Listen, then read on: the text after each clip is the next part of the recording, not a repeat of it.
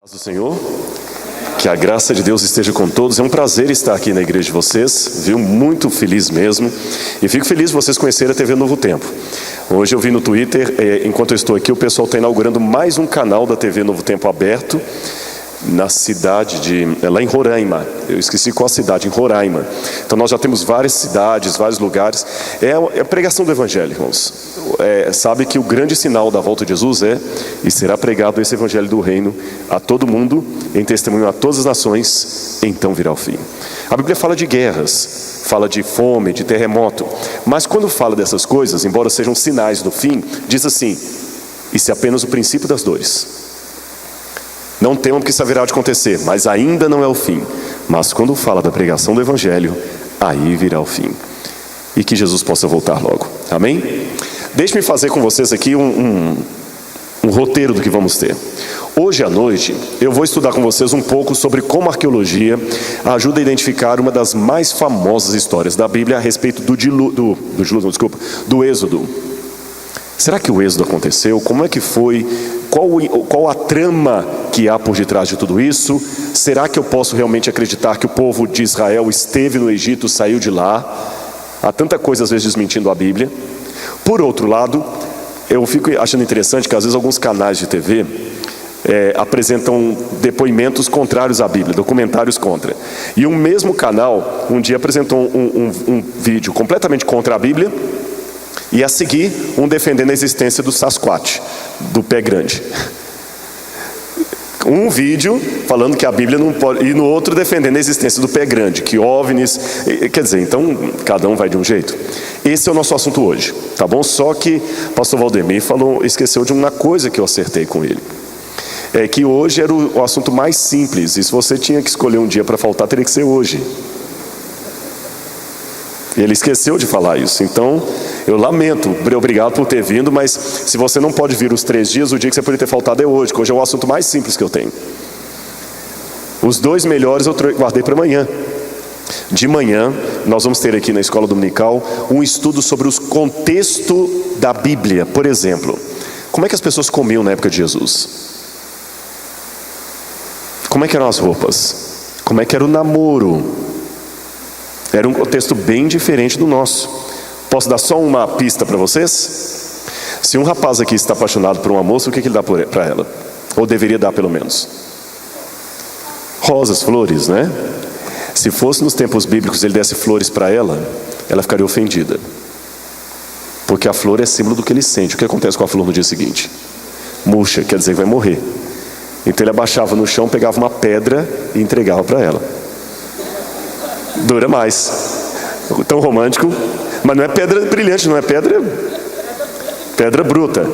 Lembra um filme A Lista de Schindler, que mostra o sepultamento e os judeus colocando pedras? Então esse é um exemplo. Então nós vamos ver várias coisas da cultura bíblica amanhã, inclusive algumas evidências que Jesus realmente ressuscitou. Vou falar uma coisa que só vou explicar amanhã. Jesus não foi sepultado. Não é heresia adventista, não. Não é. Até os adventistas que estão aqui devem ter assustado com a minha frase. Jesus não foi sepultado. E como é que eu falo isso? Amanhã você vai saber. Lembra que Jesus uma vez também estava um jovem falando assim: Jesus, eu te seguirei por onde quer que fores, mas deixe-me primeiro sepultar meu pai. E Jesus não deixou. Falou: vem, me segue agora. O que Jesus quis dizer com aquilo? Ficou com dúvida? Só amanhã. De manhã. E à noite, Jesus, mito ou realidade? Você sabe que os muçulmanos dizem que Maomé foi assunto ao céu numa jumenta. É a famosa viagem da Igéria de Maomé, quando Maomé foge de Meca e vai para Medina. Meca é a cidade do profeta, mas Medina é a cidade que o acolhe. Nesse ínterim que ele sai de Meca para Medina, os islâmicos acreditam que o anjo Gabriel tomou a jumenta de Maomé e o levou até Jerusalém, até o Domo da Rocha, onde fica lá a mesquita de Al-Aqsa e o próprio domo, onde era o templo de Salomão.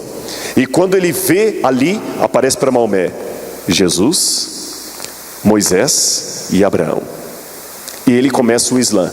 E depois o anjo pega Maomé e leva Maomé até o paraíso.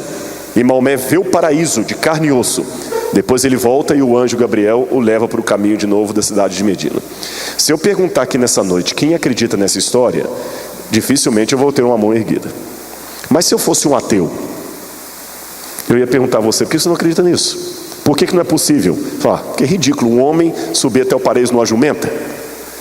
Eu, como ateu, diria: um homem não pode subir no paraíso com uma jumenta porque é do Islã, mas o Jesus de vocês pode subir para o céu de carne e osso, morrer e ressuscitar. Por que você não acredita em Maomé e acredita em Jesus? Será que não é apenas uma questão porque você nasceu aqui e está acostumado a pensar assim? Se você tivesse nascido em Meca, você estaria pensando em Maomé?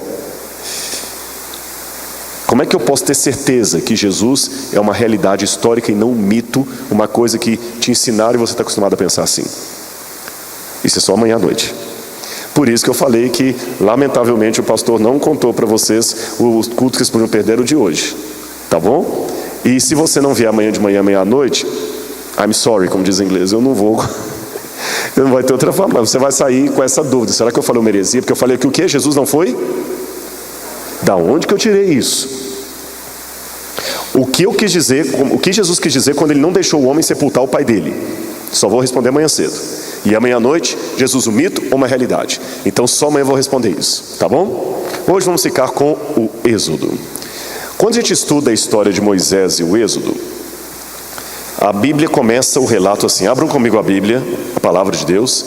E se tiver um visitante do seu lado, ofereça gentilmente, embora eu não seja o pastor da igreja de vocês, eu peço sempre na igreja adventista isso. Quando tem um visitante, né, a gente oferece a Bíblia para ele. O crente já sabe de cor, só traz por uma questão de humildade. Vocês sabem os livros da Bíblia de cor? Quantos sabem de cor, assim, de Gênesis até o Apocalipse? Não, assim, de saber a ordem. Quantos sabem? 3, 4. Querem aprender? Ensina, pastor, o pessoal não quer não. Eu falei que quer aprender só uns 2 ali que... Hã? Ó, quer ver? É fácil aqui, ó. Eu vou ensinar um macete.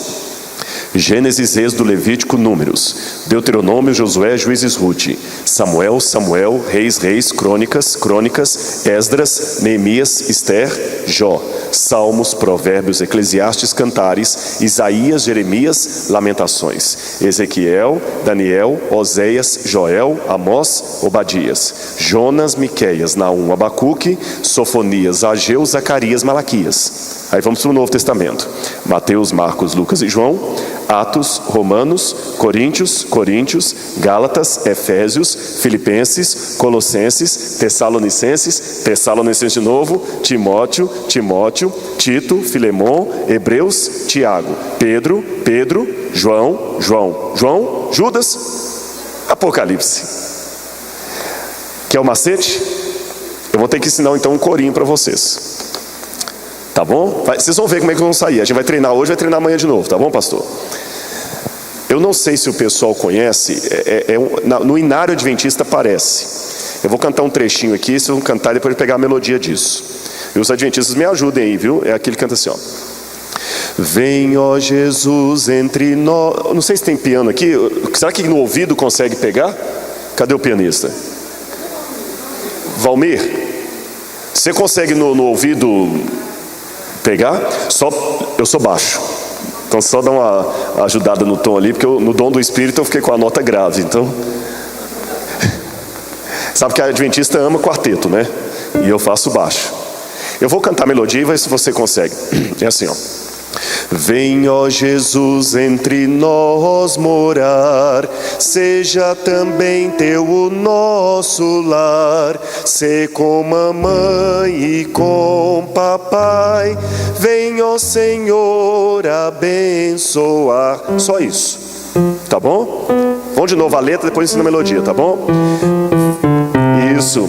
Vem, ó Jesus, entre nós morar, seja também teu o nosso lar, sê com mamãe e com papai, vem, ó Senhor, abençoar. Só no boquiúdo, no lá, tá bom? Lá, lá, lá, lá, lá, lá, lá, lá, lá, lá, lá, lá, lá, lá, lá, lá, lá, lá, lá.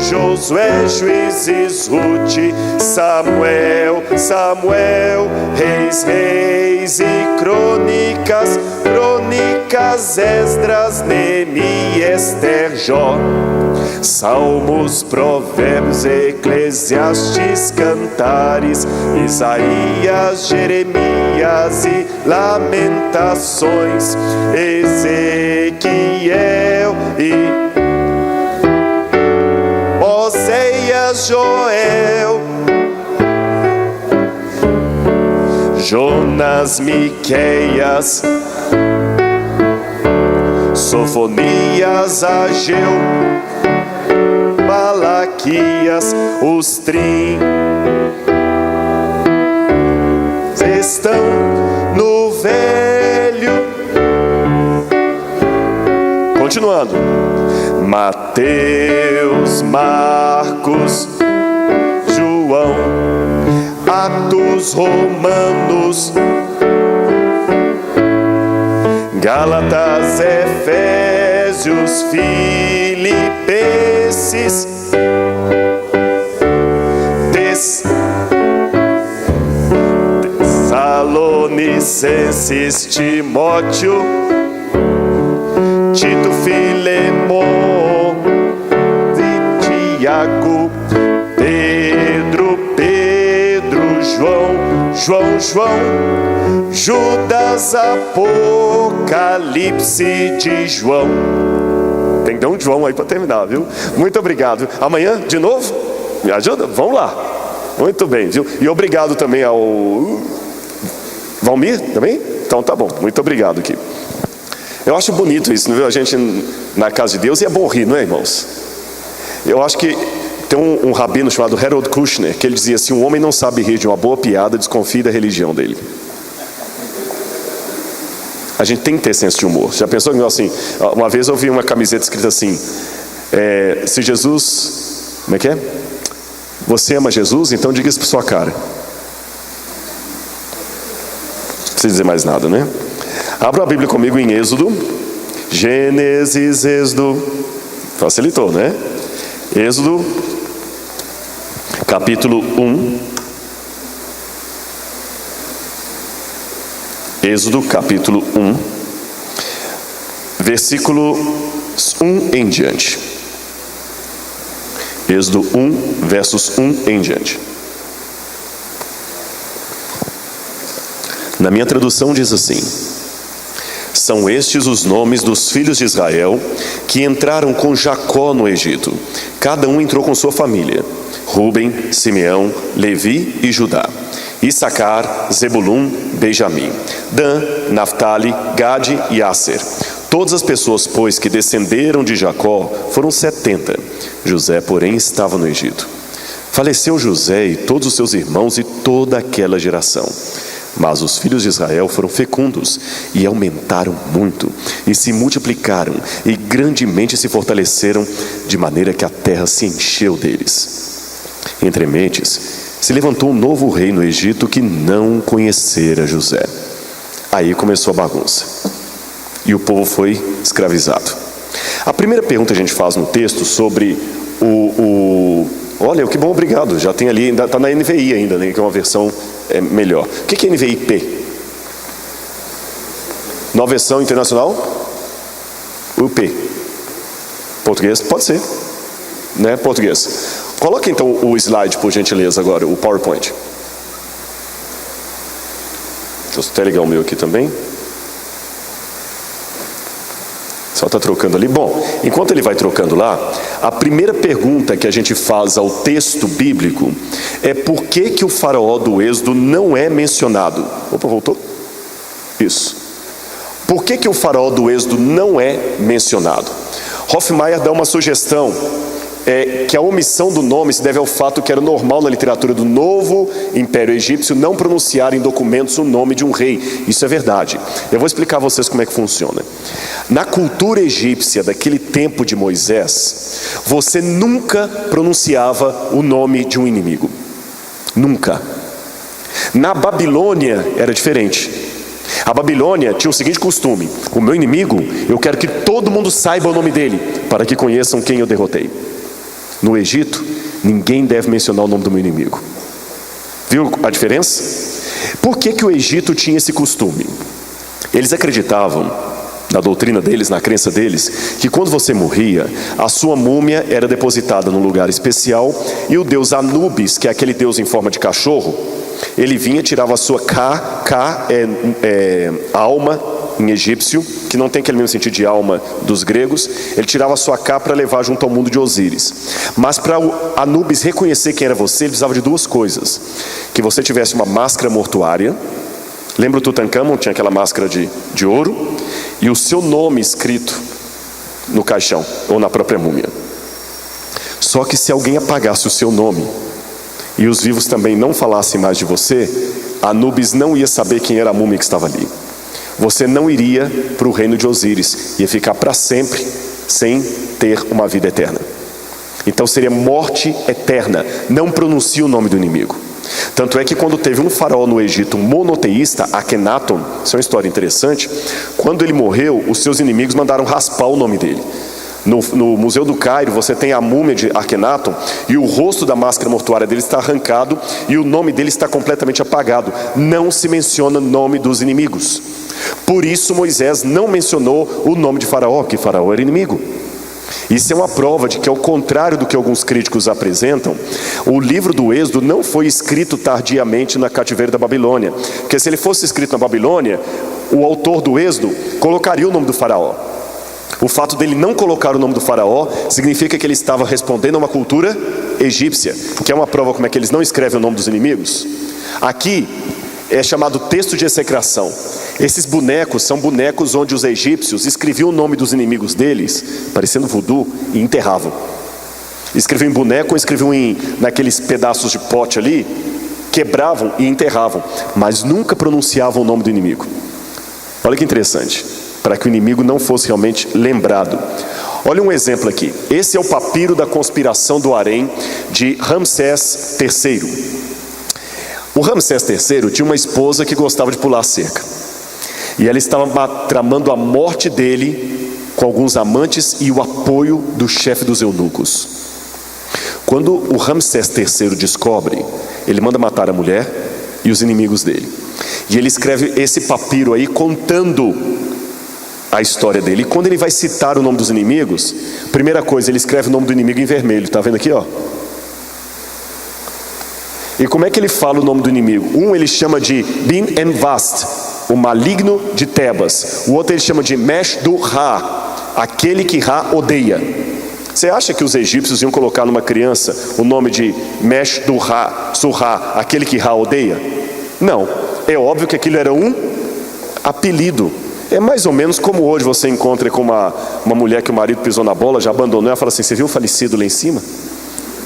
Você viu o falecido? Assim não fala o nome. No Egito não falava o nome.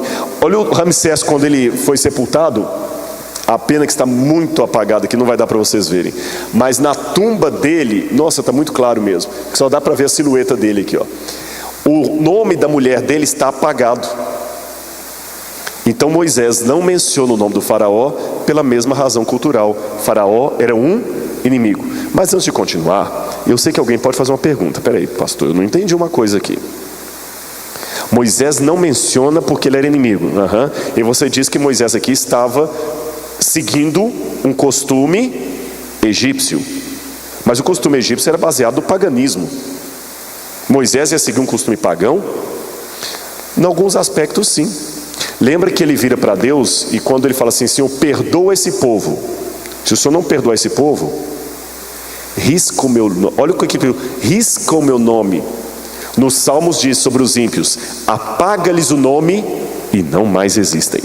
Em hebraico, apagar o nome significa matar para sempre a pessoa. Tá, mas isso é pagão. E aí? Até dá para responder algumas perguntas modernas, né? Irmãos, veja bem, a Bíblia de modo algum endossa o paganismo. Nunca. Porém, a Bíblia foi colocada dentro de um contexto como a própria igreja cristã, em que alguns costumes pagãos são inevitáveis de serem adotados. Não significa que estamos adotando a crença pagã. Por exemplo, quando alguém espirra, o que você fala? Sabia que isso é um costume pagão? Na Idade Média acreditava que quando a pessoa espirrava, a alma saía pela boca. Então se falava saúde, Deus te queria de boa sorte para a alma voltar. Mas hoje eu, crente, quando alguém espirra e eu falo saúde, eu não estou endossando o paganismo. Eu estou apenas sendo educado. A gente não pode ser fanático. Tá certo? Tem irmãos às vezes que entram muito no fanatismo. Se você for olhar, os meses do ano são nomes pagãos. Janeiro é o deus Ianos, é o deus das portas. Ele tem um rosto que olha para lá e para cá. Por isso chama janeiro. Fevereiro é o mês dos infernos. Da palavra fevereiro em latim vem a palavra ferver. Mas a pessoa acredita, não, eu não vou mais chamar fevereiro de fevereiro, nem janeiro, porque isso é idolatria. Não, irmãos, a gente tem que tomar cuidado. Muito cuidado. Sabe que a diferença entre veneno e remédio é uma questão de dosagem. É uma questão de dosagem. Devemos ser firmes naquilo que o Senhor prescreveu. Mas atenção, que o diabo pode te levar para dois extremos. Aliás, o diabo sempre gosta de extremos. Sabe o que é extremismo? É um lado da verdade que ficou louco. Jesus Cristo é o Senhor. Ele é Deus. Mas eu posso enfatizar tanto que Ele é Deus que eu esqueço que Ele foi homem. Jesus Cristo foi homem de verdade quando Ele encarnou? Sim ou não? Mas eu posso enfatizar tanto que Ele foi homem que eu esqueço que Ele foi Deus. Então a gente tem que tomar muito cuidado com o fanatismo. Moisés não estava endossando aqui um costume pagão. Ele estava seguindo um costume normal, como a gente quando chama o mês de março, e nem por isso sou adorador do Deus Marte, o Deus da guerra. A gravata também começou como um símbolo fálico, pagão. Nem significa que eu não posso usar gravata. Agora, muito cuidado, a gente tem que tomar cuidado para também, no caso disso, não acabar tendo um liberalismo. Acho que ficou claro para os irmãos aqui, né? A gente tem que ter sabedoria. A fé pode não ser racionalista, mas ela é razoável. É razoável. Então Moisés não estava endossando uma crença pagã, mas ele estava respeitando a crença de uma época. Óbvio, é assim que nós estamos. A nossa língua é assim. As pessoas falam, vai com Deus. Se você olhar do ponto de vista teológico, isso é errado, porque Deus está em toda parte. Como é que você vai com Deus? E assim vai. Ficou claro para os irmãos isso? Muito bem. Eu explico essas coisas porque a gente tem que tomar muito cuidado. Eu me lembro uma vez que eu fui a uma igreja e repito, eu respeito todas as crenças. Eu estou numa igreja que não é a minha. Mas vocês têm noção que a gente, mesmo que a gente tenha as nossas convicções, a gente tem que respeitar do outro. E houve um espaço para perguntas e respostas. E veio uma pergunta sobre corte de cabelo. Eu tive que agora lembrei disso. E aquela senhora estava muito brava. Muito brava. Porque a resposta que eu dei sobre corte de cabelo não a agradou. E ela falou assim, eu protesto. Pastor, não sei se você já teve essa situação. Está pregando na igreja e leva assim, protesto. Eu quero sair daqui, mas antes de sair eu quero deixar meu protesto aqui. É por isso que a igreja não vai para lado nenhum. O apóstolo Paulo deixou bem claro na Bíblia que não é para mulher tosar cabelo. As esposas de pastor estão tudo tosando cabelo agora. E esses pastorzinhos dizem que não tem problema. Já começou a levantar as coisas para sair. Eu falei assim, irmã, com todo respeito, só um minutinho, antes da senhora sair. De fato, o apóstolo Paulo disse para a mulher não cortar o cabelo. Mas o mesmo apóstolo que disse isso falou para a mulher não falar nada na igreja, ficar calada. Se tiver dúvida, perguntar ao marido em casa. E aí, como é que faz? Repito para os irmãos que eu não tinha, nem tenho a menor interesse em desrespeitar aquela irmã. De jeito nenhum. Eu só coloquei aquilo por duas razões. Primeiro, a gente tem que estudar a Bíblia com sabedoria, Espírito Santo ungindo, para que a Bíblia não se torne um manual de fanatismo. E nem de liberalismo também. Porque tem o seguinte, o coração é de Jesus, mas as outras coisas eu dou um pedacinho para cada um, né? Tá certo? Cuidado. Cuidado. A Nova Jerusalém é quadrada. E só os quadrados vão entrar lá. Cuidado com isso também. E o segundo, que aquela irmã, às vezes, na convicção dela, não respeitou a convicção do outro. Ficou claro isso para os irmãos? Entenderam então porque o farol do Êxodo não tem o nome? Porque ele era o inimigo. E isso é uma prova que eu posso usar. É porque vocês não estudaram teologia, só os pastores aqui. Mas tem teólogos modernos que dizem que Moisés não existiu e que o Êxodo foi escrito na Babilônia por um autor anônimo. Autores no plural. Se fosse escrito na Babilônia, o nome do faraó deveria aparecer. Continuando. Olha as múmias aí, ó. Depois eu vou falar um pouquinho mais sobre as múmias, viu? Aquela ali é a mãe do Tutancâmon. A mãe do Tutancâmon. Tutancâmon. Agora vamos falar um pouquinho sobre o Êxodo. Quando aconteceu o Êxodo? Isso é importante. Existem duas hipóteses sobre o Êxodo, e eu vou falar qual que eu defendo.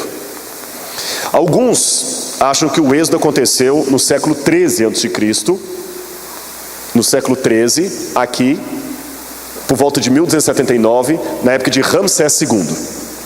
Eu não sei quantos já viram, até tem aquele desenho da Disney, do Moisés, que mostra o Ramsés como sendo o faraó. E tem um Moisés assim, o Ramsés gritando, Moisés! E tem aquele filme também, Os 10 Mandamentos, colocam que o faraó do Êxodo era Ramsés.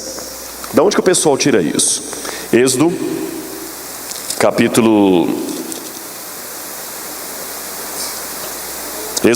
1, verso 11. Os egípcios puseram sobre eles feitores de obras para os afligirem com suas cargas. E os israelitas edificaram a Faraó as cidades celeiros, Pitom e Ramesses. Como aqui fala Pitom e Ramesses, só pode ser Ramsés. Mas não era Ramsés o faraó do Êxodo. Vou mostrar na Bíblia porque que não era. Tá bom? Não era. Mas antes de eu explicar na Bíblia por que eu acho que não era, se ele não era o faraó do Êxodo, por que o nome dele está aqui? Uma atualização posterior. Por exemplo, a gente fala assim, Pedro Álvares Cabral em 1500 descobriu Existia Brasil em 1500? Existia uma terra sem nome que muito tempo depois passou a se chamar Brasil. Mas quando eu digo que Pedro Álvares Cabral descobriu o Brasil, eu estou atualizando o texto. Eu estou falando de uma terra que muito tempo depois foi chamada de Brasil.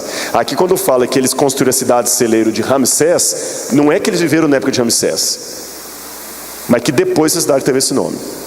E por que eu falo que o faraó do Êxodo não foi Ramsés? Por algumas razões bíblicas. Eu coloco o Êxodo aqui atrás, na época de Tutmoses III.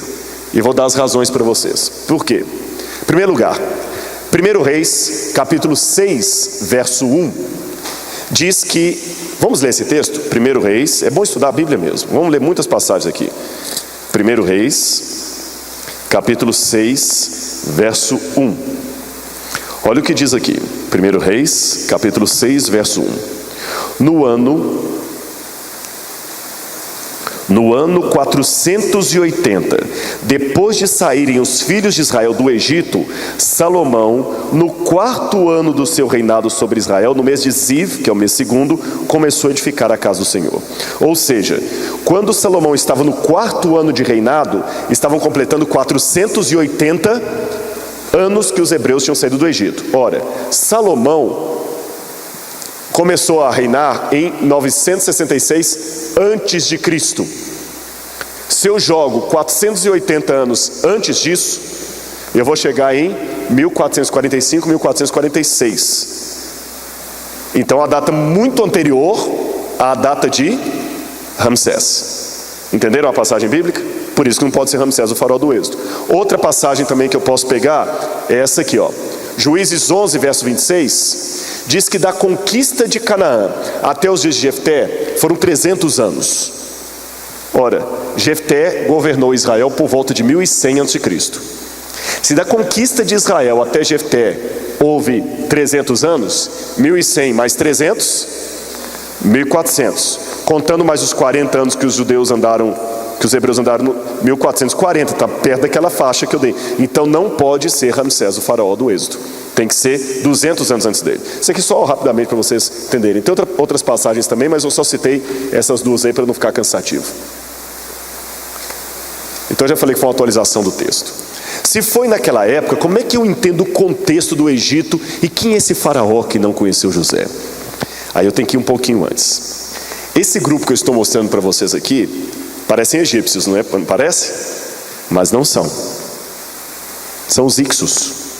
O que são Ixos? O Egito estava bonitinho lá na vida deles com os faraós. Aí um dia, um grupo de semitas, chamados Ixos, tomaram o poder do Egito. Expulsaram o faraó. Mas ao mesmo tempo que eles tomaram o poder do Egito, eles ficaram tão maravilhados com a glória do Egito que eles copiaram a moda egípcia. Por exemplo, os Ixos chamaram os seus reis de faraós. Então, repetindo, o Egito estava bonitinho aqui na sua casa. Aí vieram os Ixos, tomaram o poder e ficaram no poder por um bom tempo. O mapa ficou assim, ó. Esse aqui é o mapa do Egito. Esse aqui é o Rio Nilo, tá bom? O Rio Nilo. Aqui está o Mar Mediterrâneo, aqui está o Rio Nilo. Os Ixos tomaram toda essa parte aqui, ó. E os verdadeiros egípcios de sangue vieram aqui para baixo. Então, durante um bom tempo, quem esteve governando o Egito foram os Ixos. Eles eram semitas. O que é isso? Quantos filhos teve Noé mesmo? 3. Quem eram os 3? Sem, Cão e Jafé. Deles descenderam toda a humanidade. Por exemplo, os descendentes de Jafé são os jafetitas, que pegaram boa parte do que hoje é a Europa. Os descendentes de Cão foram os camitas, que pegaram boa parte do que hoje é a África, e alguns poucos bolsões ali em Canaã. E os descendentes de Sem ocuparam o que hoje é o Iraque, Israel, são os semitas. Abraão era semita. Ficou claro isso para os irmãos? Os hebreus eram semitas, descendentes de Sem. Quem não gosta de judeu, quem maltrata judeu, o pessoal chama de antissemitismo, antissemita. Hitler era antissemita.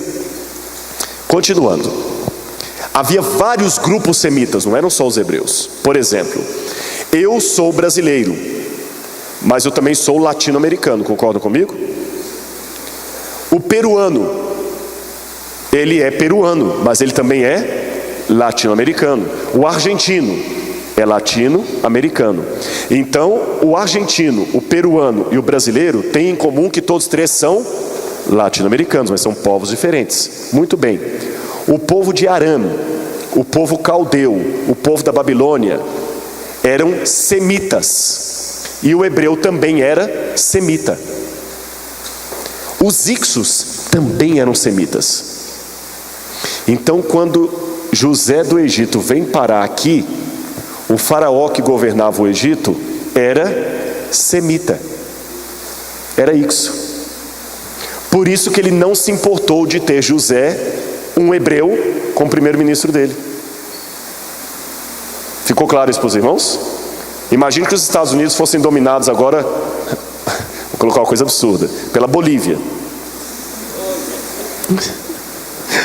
É Jesus mesmo. A Bolívia dominando os Estados Unidos. O novo presidente dos Estados Unidos talvez não se importaria de ter um peruano como seu vice-presidente, que é tudo latino-americano. Ficou claro isso para os irmãos? Só que, vamos voltar o slide aqui. Os egípcios de sangue ficaram aqui embaixo e não gostaram da situação. Depois de algumas dinastias ixas aqui, um general chamado Amose arrumou um grande exército mercenário, pagou esse exército, entrou com força no Egito, matou o faraó Ixo e assumiu o poder. Retomou o Egito. Agora, depois de muitos anos, o Egito passou a ser novamente governado por egípcios e não mais por Ixos. Esse aqui é o Amose, o general. E quando ele assumiu o Egito, ele inaugurou a 18ª dinastia. E o que ele fez com os semitas que estavam morando no Egito? O que vocês acham? Escravizou. Esse faraó chamado Amose é o faraó que não conhecera José. Resumindo a história, recapitulando. O Egito estava bonitinho lá, feliz, satisfeito. Um dia eles foram dominados por qual grupo? Ixos. E os Ixos eram de qual etnia? Semitas. Os Ixos ficaram no poder, mas eles também tinham faraós. Até que Amose chegou, expulsou os Ixos, assumiu de novo o poder, retomou o poder e inaugurou a 18ª dinastia. E o Amose, como herói de guerra, ele se autoproclamou o novo faraó do Egito. Qual vocês acham que era o principal medo que Amose tinha? Se você fosse Amose, assumisse o poder, qual que era o grande medo que você acha que ele teria? Oi?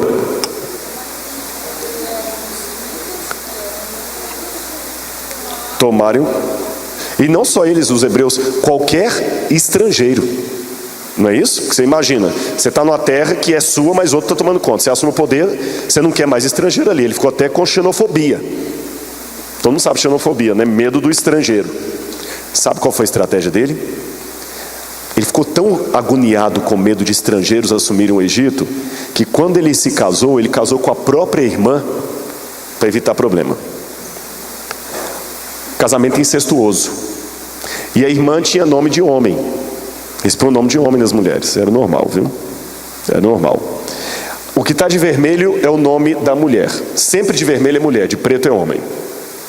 Então Amose se casou com Amose Nefertari, a irmã dele, para que o poder não saísse da família. Você entendeu? Para ficar dentro da família de sangue mesmo.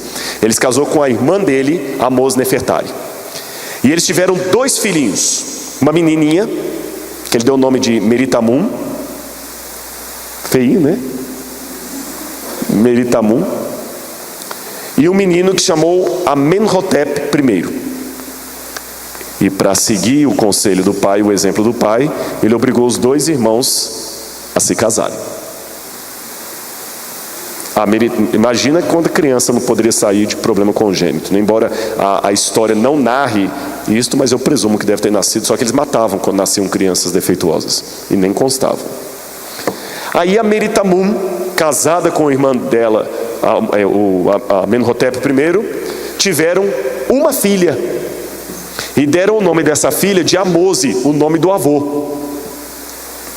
Só que a história não registra filho homem deles.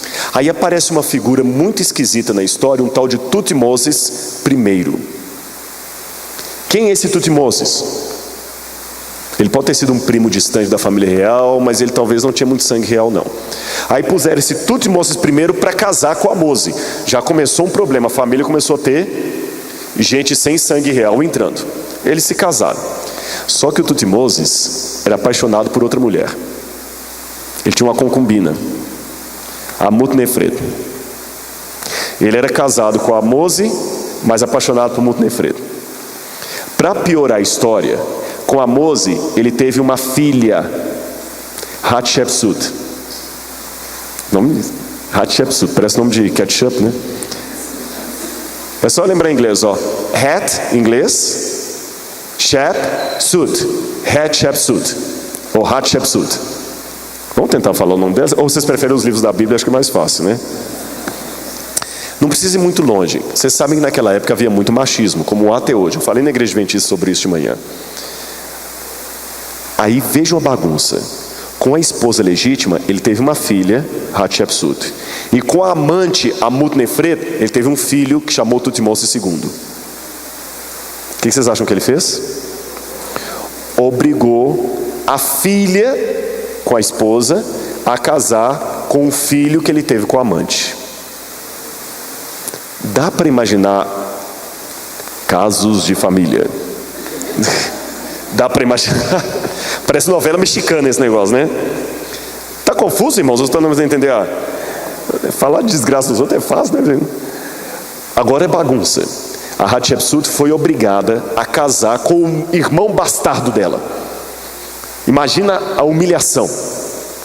E para piorar a história, a Hatshepsut é obrigada a casar com o irmão bastardo dela. O irmão bastardo dela, seguindo o conselho do pai, também teve uma amante chamada Ísis. Aí para piorar a história, a Hatshepsut teve uma ou 2 filhas. Parece que foi uma só. A menininha chamava Neferuri, mas morreu, bebezinho. E a Hatshepsut não teve mais filho. Vocês que conhecem a Bíblia sabem que naqueles tempos uma mulher sem filhos era uma mulher amaldiçoada. Lembra o problema de Sara, Ana, não é isso? Várias que imploravam a Deus por um filho, porque precisavam de um filho, não tinham filho, queriam um filho, etc, etc. A Hatshepsut não tinha. E a Ísis teve um menino. Aí mais humilhada ainda, ela já tinha que casar com o meio-irmão dela, filho do pai, com a amante. E além disso, esse meio-irmão dela, filho do pai com a amante, teve com a amante um filho e ela não tinha filho. Lembra de Ana e Penina, a mulher de Eucana, a humilhação, como é que se sentiu humilhada? Ou mesmo Sara, que era humilhada por Agar, porque Agar tinha filho, era não. Ali ficou a mesma coisa, ela era constantemente humilhada pela outra, e a outra estava lá, um menininho crescendo. A Hatshepsut nessa época devia estar desesperada, e ela fez uma oração aos deuses. Nessa época, nesse contexto, tanto o Tutmoses II, que era o pai dela, como o Tutmoses III, o Tutmoses I, o pai dela, como o Tutmoses II, o marido dela, já estavam promovendo a escravidão do povo hebreu. Foi a época que eles mandaram matar os meninos hebreus que nasciam. Lembram dessa história? Mas as parteiras acabaram segurando os meninos, e um menino sobreviveu.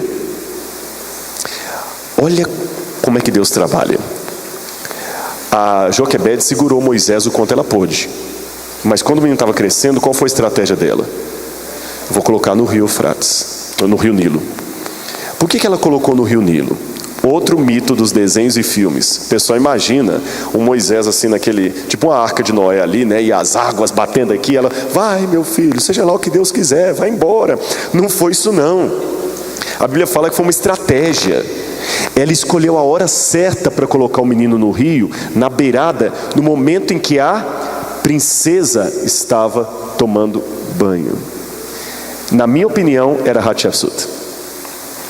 E por que ela estava tomando banho no rio Nilo? Não era um banho, mas duchas corona, um banho de alegria no mundo de água quente. Não era isso.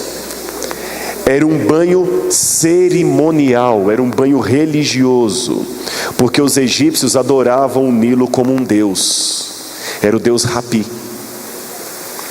E enquanto ela mergulhava ali, ela, Hapi, fazia suas orações.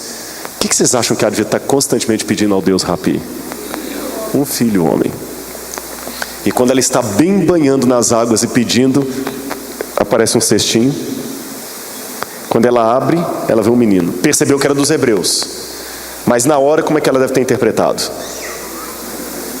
Os deuses me deram um presente. Não questiono. Só que se eu levar para o palácio, vai ter problema. Aí Joquebede, a Miriam é muito esperta. Majestade, se só não se importar, tem uma hebreia lá que ela pode criar um menino para a senhora. Então leve, por favor, proteja essa criança até ele ter idade para vir para o palácio comigo. E é curioso que a Bíblia fala que ela deu o nome para... Vamos voltar aqui para Êxodo. Quando ela deu o nome do menino, vamos abrir a Bíblia agora, em Êxodo capítulo 2, verso 10. Sendo o menino já grande, ela o trouxe à filha de Faraó, o qual passou ele a ser filho. Aí que ele recebeu o nome de Moisés. Eu não sei qual era o nome hebreu que ele tinha, mas aí que ele recebeu o nome de Moisés. Perceberam? E ela lhe chamou Moisés. E qual a explicação que a Bíblia dá? O tirei. Existe uma grande disputa entre os hebraístas. Vai falar agora a área da Cláudia aqui. O que significa o nome Moshe, Moshe Escodó? Vocês também ouviram, né? Coitado do irmão, né? O que significa Moshe, Moshe Escodó? Aí o pessoal tenta pegar de Maim, água, para tentar fazer alguma ligação ali, tudo e tal, mas não existe. Você sabe, não existe. Aqui eu vou revelar para vocês uma coisa, e não existe, sabe por quê? Moisés, que em hebraico se diz Moshe, na verdade é um nome egípcio. E eu tenho uma hipótese aqui. Os irmãos estão percebendo que eu estou levantando não doutrina, eu estou levantando uma reconstrução hipotética. Moisés é um nome egípcio, isso eu não tenho dúvida, é um nome egípcio. Assim como Johann é um nome alemão, assim como Juan é um nome hispano, tá certo? Moisés é um nome egípcio, é Mes, ou Mose. Mes ou Mose. Por que eu estou falando Mes ou Mose? Porque o egípcio a gente não sabe a pronúncia correta. A pronúncia que nós adotamos em egípcio, eu já dei aula de egípcio já, é uma pronúncia convencional, que a gente não sabe. Eu sei ler os cartuchos, mas se me colocasse junto com Moisés, eu não ia saber conversar com ele. Inventaram a pronúncia, porque a gente não sabe a pronúncia original. Ficou claro isso para os irmãos? Não é como o hebraico que Ben Yehuda ressuscitou, não se sabe. Então, alguns pronunciam Mes ou Mose. Mes significa nascido de. nascido de. E curioso que, se você olhar, havia uma prática da família real naquela época de colocar o nome dos filhos usando a palavra Mes ou Mose junto com o nome de um deus egípcio. Mose, nascido de o deus da lua. Moses, nascido do deus Tot. Rameses, nascido do deus Ra. Moses, nascido do deus Ptah. E o nome do Salvador hebreu, apenas Mose, nascido de. O que está faltando? O que está faltando? O deus pagão. Eu tenho uma hipótese comigo. Pelo fato da Bíblia falar, vou lhe chamar Moisés, porque das águas o tirei. Lembra que eu falei com vocês que o rio Nilo era um deus? Provavelmente o nome total dele deveria ser Rapi-Mose, nascido de Rapi, o deus Nilo. E ele estava se preparando para ser faraó no Egito. Só que o problema é que ele se converteu ao Deus de Israel, porque quando ele ficou com Joquebede, ela já contou para ele a doutrina do Deus verdadeiro. Então ele aboliu do nome dele o nome pagão do Deus, ficou apenas como Mose, nascido de quem? Do Deus verdadeiro. Entenderam? Por isso que é Mose, falta o nome do Deus. Ali ele vem a criança. E vocês sabem que... Vocês querem ver como é que foi o achado da múmia de Hatshepsut? Ela, aqui está um busto dela, da 18ª dinastia. Para mim, provavelmente foi a mãe de Moisés. Esse é o Tutmose II. Feio, né? O marido dela. Vocês estão rindo por quê? Peça a Jesus para voltar antes da sua morte. Você vai ficar assim. Está bom estado, né? Vocês querem saber como é que era a mumificação nos tempos bíblicos? Querem saber? Era assim, nos tempos bíblicos, não, nos tempos egípcios, né? A pessoa morria. A primeira coisa que eles faziam era tirar as vísceras da pessoa. Tiravam as vísceras. Depois primeiro banhavam o corpo, davam um banho de perfume, de água de cheiro. Descarrego não. Depois que dava todo aquele banho no corpo, eles arrancavam as vísceras. Aqui no dedo, eles colocavam um dedal de ouro duro, para que o dedo não fizesse assim. Aquelas vísceras tiradas eram colocadas em vasos de alabastro chamados canópicos. Vasos canópicos, 4 vasos de alabastro. Colocavam as vísceras ali dentro. Costuravam o cérebro. O cérebro era a parte mais engraçada. Tem criança aqui, eu não sei se eu conto. Vocês já assistem Discovery Channel, vocês estão preparados para isso. Eles arrancavam o cérebro pelo nariz. Não precisa arrancar o cérebro, não. Deixa eu enfiar o dedo lá. Ele arrancava os pedaços. Gente, eu estou contando de arrancar o cérebro e estou rindo. Mas esse pastor é doido. Eles pegavam os pedaços e arrancando pelo nariz. Vamos parar por aqui, senão... E o interessante é que no lugar do coração ele colocava um escaravelho de pedra. Lembra o coração duro de Faraó como pedra? Depois que eles faziam tudo isso, eles pegavam aquele corpo e deixavam no sal por 45 dias. Numa banheira de sal. O sal drena todo o líquido do corpo. Quando você tira do sal depois de 45 dias, está igual maracujá. A pele escurece, fica igual maracujá. Aí eles passavam azeite, óleo e mel para a pele não trincar. Aí começava o processo da bandagem, que demorava mais uns 15 dias. Depois do processo da bandagem, colocavam a máscara mortuária, os broches, vários broches aqui de ouro, às vezes de lápis lazuli, de outras pedras preciosas. Colocavam os broches, colocavam em vários sarcófagos, até o arqueólogo ou ladrão de sepultura ir lá e descobrir. Esse era o processo. Por isso que as múmias estão assim. A Hatshepsut, a história me conta uma coisa interessante, que ela de fato não teve filhos, e quando o marido dela morreu, sabe o que ela fez para não deixar Tutmoses III assumir o poder? Ela se tornou o faraó do Egito. Aliás, deixe-me abrir um parênteses para fazer uma pergunta aqui. Vocês notem que a Bíblia fala aqui, chama de a filha de Faraó. Deveria ser a mulher de Faraó. Por que ele chama de a filha de Faraó e não a mulher de Faraó? Porque Porque Moisés não reconhecia Tutmose um faraó legítimo. É uma maneira, mais uma vez, de não aceitar o inimigo no poder. Se ele fala ele é a filha de faraó, porque ele estava na família real. Ele sabia que a própria Hatshepsut não aceitava o marido dela no trono, e os mais conservadores da dinastia também não aceitavam. E Moisés também não aceitava. Ele não é faraó legítimo. Então ela nunca é esposa de faraó, ela é filha de faraó. Ela é de sangue real, o marido não. E realmente na trajetória egípcia mostra isso, que havia uma repulsa a Tutmoses, porque ele não era de sangue real. E a Hatshepsut assume como faraó do Egito para não deixar o filho do marido dela assumir. E ela fez vários templos. Agora o curioso, mulheres, olha o machismo da época. Mesmo ela assumindo como faraó, ela tinha que vestir de homem quando ela tinha aparição pública. Colocar uma barba postiça, um cavanhaque e vestir de homem. Ali a Hatshepsut está no Museu do Cairo. Vocês chegaram ao Museu do Cairo, pastor? Vocês chegaram ao Museu do Cairo? Ah, no Egito não, né? A Hatshepsut, ela fez uma boa administração no Egito. Aqui é o templo de Der al-Bahari, onde ela foi sepultada. Gente, isso aqui é tão grande, que esses pontinhos aqui são pessoas subindo a rampa. É o templo onde ela foi sepultada, o sarcófago de Der al-Bahari. Agora, quando os arqueólogos, com o Howard Carter, em 1920, escavaram o local, o Howard Carter foi que encontrou a tumba do Tutankhamon, famosa tumba. Ele encontrou o templo de Der al-Bahari, da Hatshepsut, mas o sarcófago estava vazio. Mas não foram ladrões de sepultura que invadiram ali. Sabe quem invadiu ali? O próprio Tutmoses III. Ele invadiu e a múmia dela tinha desaparecido. E eles fizeram, lembra que eu falei de apagar o nome? Olha o que quando ela morreu, que o Tutmoses III, filho bastardo do marido com amante, lembram? Quando ela morreu, o outro assumiu o poder. Quando ele assumiu o poder, a primeira coisa que ele faz é mandar apagar a silhueta e o nome dela de todas as placas do Egito.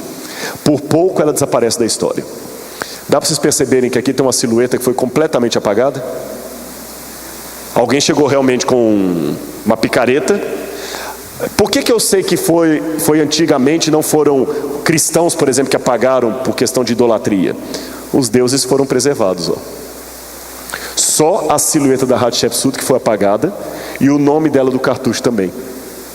Como é que você sabe que é o nome dela que está ali? Porque hoje fotos infravermelhos mostram o que estava, o resto do relevo abaixo, e o nome dela está escrito ali. Quase ela foi apagada da memória.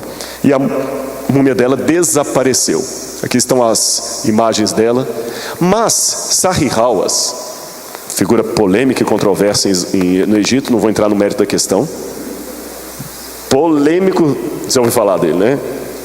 Não quero falar não, é muito complicado. Em arqueologia eu aprendi que é melhor falar de quem já morreu. Vamos falar dos vivos não. Ele foi até Luxor, onde várias múmias estavam ali. E ele viu a múmia da babá, da ama de leite da Hatshepsut. A única coisa que os arqueólogos tinham da Hatshepsut era um dente. Sabe o que eles tinham esse dente? No Egito tinha o costume, a mulher que cuidava de você, se ela morresse depois de você, ela podia guardar de lembrança uma peça sua. Um pedaço de dedo, uma mecha de cabelo, um dente. Então tinha no túmulo da babá da Hatshepsut uma caixa de madeira, escrito Hatshepsut e um dente lá dentro. Agora, uma coisa chamou atenção nos anos 20, quando Howard Carter escavou o local. Lembra, o túmulo da Hatshepsut estava vazio. E o da babá dela, estava a babá no sarcófago, e jogado no chão assim do lado, uma mulher, sem nenhum aparato real. O que vocês acham que Howard Carter interpretou? Aqui está a babá da Hatshepsut e no chão a camareira dela, a empregada dela. Só que quando o Sarri-Hawass foi ver essa múmia que foi encontrada no chão, já 80 anos depois, uma coisa chamou a atenção dele. É que aquela múmia, ele levou para o Cairo, ela estava numa posição faraônica. É o seguinte, pessoas normais, simples, eram mumificadas de duas maneiras. Assim Pessoas da família real faraônica eram sepultadas em outras duas posições. Vocês percebem que aquela múmia está... Que mulher é essa que estava sepultada numa posição faraônica, mas jogada no túmulo da babá da Hatshepsut? Será que seria a própria Hatshepsut? Eles fizeram uma tomografia computadorizada dela. Lembra que a pele, eu falei como é que a pele fica? E passaram no raio-x e descobriram que, curiosamente, a caixa com o dente, ó. Lembra que eu falei? A múmia estava com a ausência de um dente. Aqui, ó. O mesmo dente da caixa. E quando fizeram o DNA, bateu. Encontraram a múmia da Hatshepsut. Agora eu tenho um probleminha para resolver aqui. Aqui nós temos também, embora não temos uma prova direta dos hebreus como escravos no Egito, nós temos assim, vários escravos fazendo tijolos na época de Tutmoses III, como a Bíblia fala que os hebreus foram obrigados a trabalhar. Olha lá, da época de Tutmoses III, 18ª dinastia. Inclusive essa pirâmide de Hawara, ela mostra os tijolos, não que os hebreus a construíram, não é isso que eu estou dizendo, mas a técnica de fazer os tijolos era a mesma dos hebreus: palha e argila. Lembra que falou assim, diminui a palha deles agora, para que eles possam fazer mais tijolos? Até hoje. Mas vejam bem, pela minha conta então, a Hatshepsut ficou mais ou menos 18 anos no poder. Parte disso aí ela ficou quando Moisés foi embora para Midian. Então quando Moisés volta de Midian, a Hatshepsut já tinha morrido. Quem estava no controle do Egito? Tutmoses III, o filho bastardo do marido da Hatshepsut com a amante, que ela queria evitar que assumisse o trono. Ele estava no poder. Ele foi criado junto com Moisés. Agora tem um problema. Se ele é o faraó do Êxodo, o faraó do Êxodo morreu no Mar Vermelho? A Bíblia dá a entender que sim. Eu não vou ler as passagens por causa do tempo, mas vários textos da Bíblia falam que Deus fez perecer nas águas do Mar Vermelho Faraó e seu exército, e nenhum deles escapou. Depois vocês podem anotar as passagens. Vocês podem ficar com o PowerPoint. Eu já falei com o pastor, pode passar a cópia para vocês. Não tem problema não. Não dá tempo de anotar tudo agora mesmo? Então, segundo a Bíblia, Faraó morreu nas águas do Mar Vermelho. Aí eu tenho um problema. É que quando encontraram a múmia do Tutmoses III, ele não tem indícios de que morreu afogado. E aí? Como é que fica todo o meu esquema? Essa é a múmia dele. Quem descobriu a múmia dele foi esse cavaleiro Victor Loré, que em 1898 encontrou o sarcófago de Tutmoses III. E aqui está o sarcófago dele, ó. Muito bem preservado, com o nome escrito, lacrado, chegou antes dos ladrões de sepultura, tudo bonitinho. Mas eu quero chamar a atenção de vocês, estão vendo a parede aqui? Embora a foto esteja um pouco apagada, vocês conseguem perceber que nas paredes tem alguns desenhos? Esses desenhos nas paredes do túmulo são chamados de preces da Aduat, ou Amduat. O que são as preces da Amduat? Eu não sei se alguém aqui é católico, ou já foi católico, ou conhece a liturgia católica. Na igreja católica tem algo que é parecido com isso. Nas igrejas tem várias cenas da morte e da paixão de Cristo, que na Semana Santa faz parte do ritual da Via Sacra. Não é isso? Até lá em Jerusalém tem a Via Dolorosa e tem as estações. Então o pessoal faz orações aqui, tem Jesus carregando a cruz. Na outra ele deixando a cruz cair até ser crucificado. Via Sacra. São 14 quadros, exatamente, 14 estações. Era mais ou menos isso que havia na época egípcia. Eles tinham na parede 14 orações diferentes, não, 14 não, 12 orações diferentes. E essas orações eram feitas quando a pessoa morria. Mas o que me chama a atenção é que no caso do sarcófago de Tutmoses III, vai ter uma oração especial que eu vou mostrar para vocês. Qual? Vocês vão saber daqui a pouquinho. Antes de falar dessa oração, eu quero contar outro segredo para vocês. Quando Victor Loré abriu a tampa e examinaram o caixão, teve um problema. Porque, segundo a cronologia egípcia, o Tutmoses III governou o Egito. Aqui está uma parte lá dele com a mãe dele no sarcófago. Aqui quando a múmia dele foi encontrada. Olha que tragédia. Estão vendo um buraco aqui? O próprio Victor Loret enfiou um canivete para ver se não tinha pedaço de joias aqui. Porque tinha que tomar cuidado, que podia ter joia. Aí deixou a múmia lá, foi todo mundo dormir e ele esqueceu de deixar alguém vigiando. Quando voltou no dia seguinte, abriram tudo. Por isso que muitas múmias que eu mostrei a foto não estão mais com as bandagens. O pessoal abria para ver se não tinha ouro dentro e danificava. Hoje não fazem mais isso, mas na época tinha esse problema.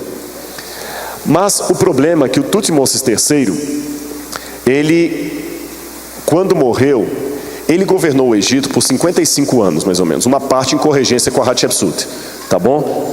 Deixa os 18 anos da Hatshepsut, mais um período ali que Moisés ficou 40 anos no deserto. Ele governou o Egito por 55 anos. Então, quando ele morreu, ele tinha que ter bem mais de 60 anos. Entenderam a questão? Ele teve bem mais de 60 anos. Só que a múmia que encontraram no caixão dele não tinha 30 anos. Entenderam o mistério egípcio? Não era ele. E o que os próprios egiptólogos perguntam é: por que alguém foi sepultado no lugar do faraó?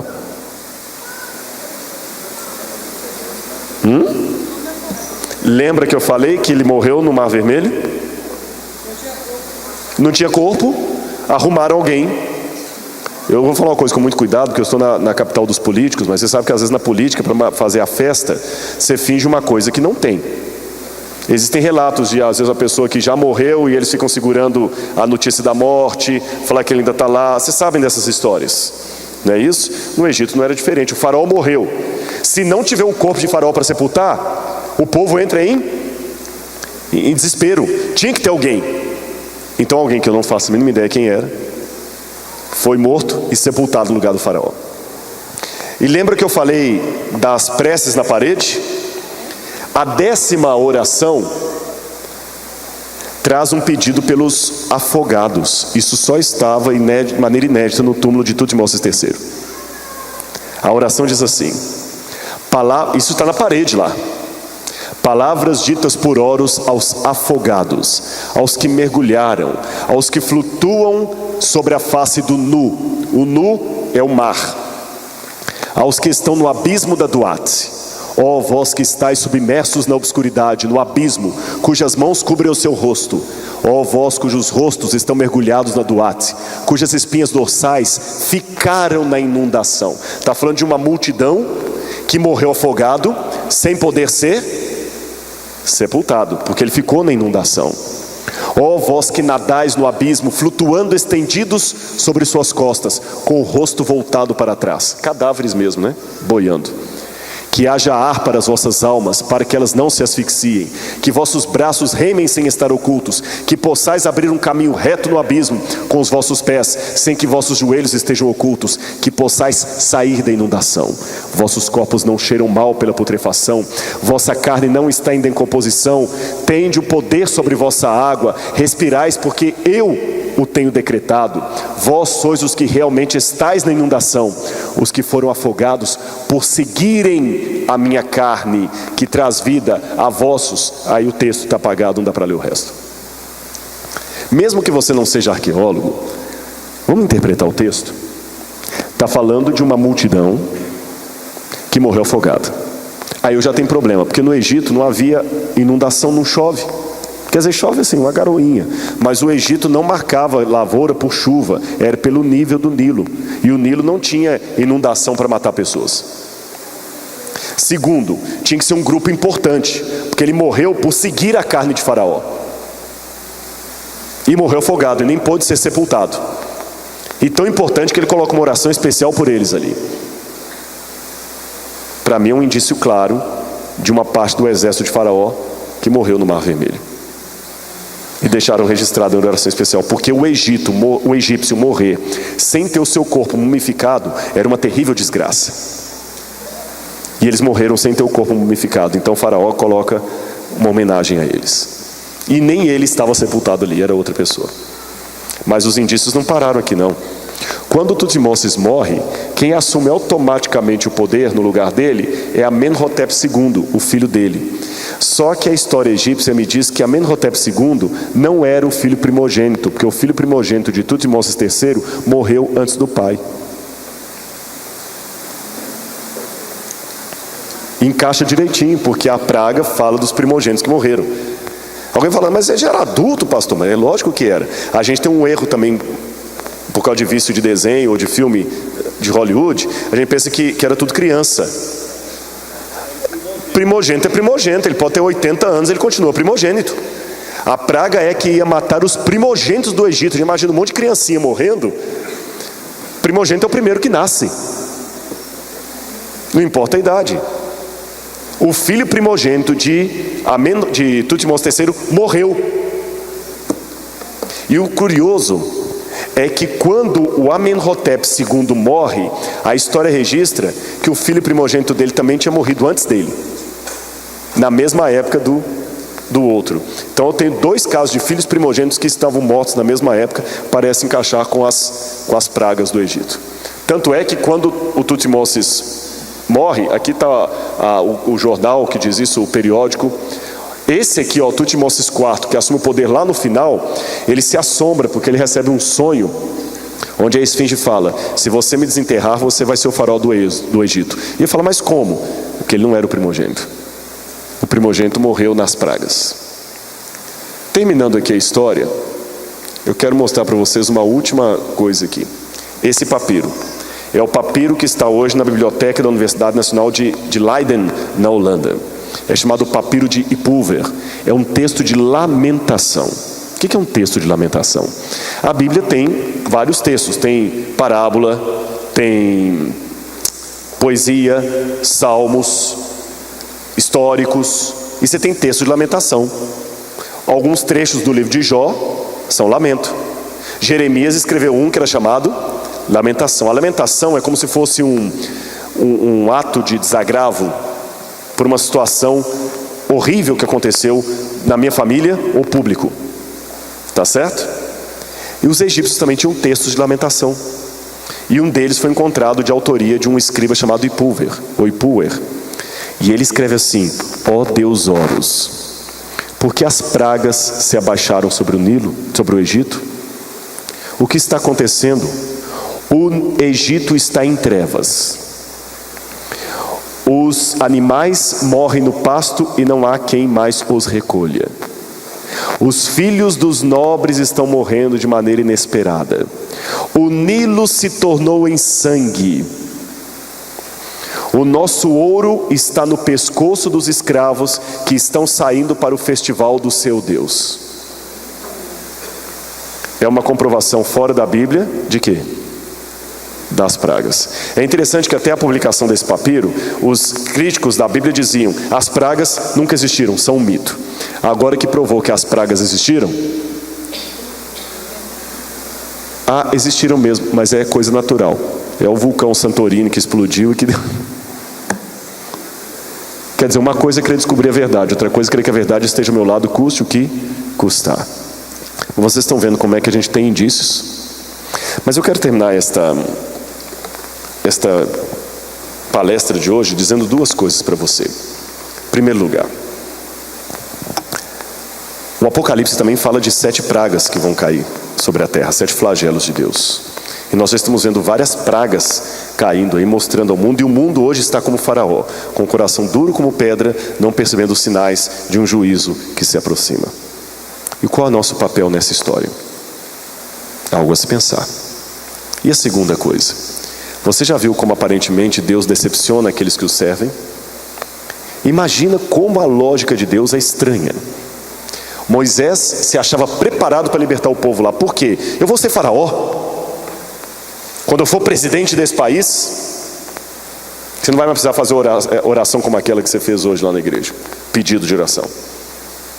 Moisés estava todo cheio de si. Eu vou libertar o meu povo e tudo mais. Aí ele mata o egípcio. E Deus, puxa Deus, eu estou fugindo aqui. Quando ele está 40 anos lá. Já tinha até esquecido a fluência do Egito. Que quando fala que Moisés era pesado de língua, não é que ele era gago não. O pesado de língua ali é uma expressão idiomática para dizer que ele não tinha mais fluência em falar egípcio. Não tinha mais fluência. Fica muito tempo sem falar inglês, você perde. Ou mesmo o hebraico que você tem hoje. Passa anos. Esquece. Nem o Aleph, Bet, Gimel, Dalet, você não... E tinha uma questão psicológica também. Voltar. Aí Deus falou, Arão vai ser o seu profeta. Vai falar por você. Senhor, mas agora que eu estou fedendo o animal aqui, que estou no meio... Agora, vai lá Moisés. E ele vai. E tira o povo. E depois que ele passa todo aquele sofrimento, Deus ainda fala com ele, você não vai entrar na terra. Mas é interessante, eu não sei qual a crença de vocês, pelo menos para mim, Moisés já está na glória com o Senhor. Ele ganhou a terra. Ganhou ou não ganhou? Se ele tivesse optado pelo Egito, como a lógica humana diz, talvez hoje eu estaria mostrando no Cairo a múmia de Rapi-Mose. Junto com a múmia de Tutankhamon está no Vale dos Reis. Junto com a múmia de Hatshepsut, junto com a múmia de Tutmoses, junto com a múmia de Amenhotep, estaria também lá no canto, numa caixa de sardinha, a múmia de Rapi-Mose. Feia daquele jeito. E eu estaria mostrando a foto deles, uau! Mas eu não tenho a múmia de Moisés para mostrar. Porque o Senhor o levou. E ele está no paraíso, onde eu quero morar um dia. Então eu termino essa palestra dizendo para vocês, vale a pena seguir o Senhor. Porque até a loucura de Deus é mais sábia do que a inteligência desse mundo. É isso que a Bíblia me diz. Deus usa as coisas loucas para envergonhar as sábias. E compensa seguir ao Senhor. Ainda que seja no meio de um deserto. Se Deus lhe chamar, vá. E não olhe para trás. Que Deus abençoe a cada um de vocês. Amém? Louvado seja Deus.